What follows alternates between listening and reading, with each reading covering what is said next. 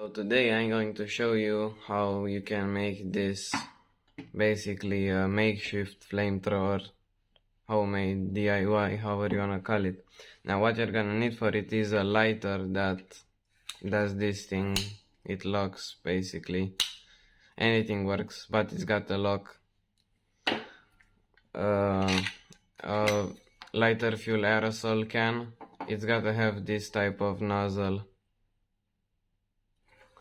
And a silicone gun or a caulking gun, some rubber bands, a zip tie, and some Pepsi cans, empty Pepsi cans, whatever, anything, aluminum cans basically.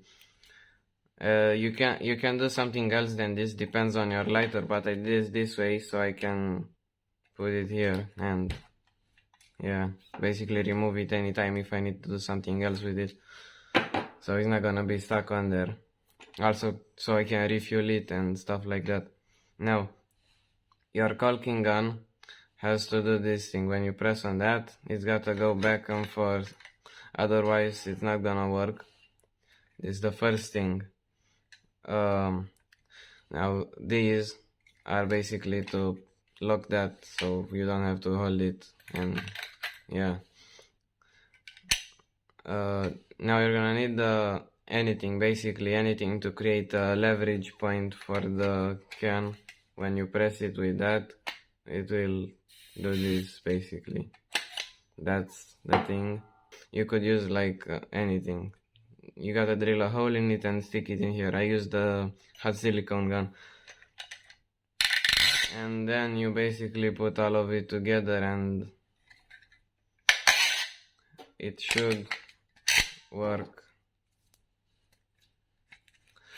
Now there's another thing, at least for me, if I don't press on this hard enough, it's gonna leak here and it's probably gonna set on fire, and that's definitely not good. So when you use it, you gotta press hard enough on it so it's not gonna leak.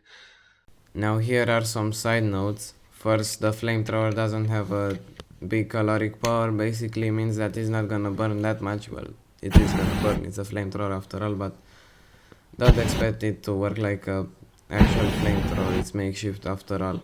Second, the prices are here on the screen. You can see them. I didn't specify exactly how much each thing costs. You can find all of them at a hardware store. And third, ignore the shit quality.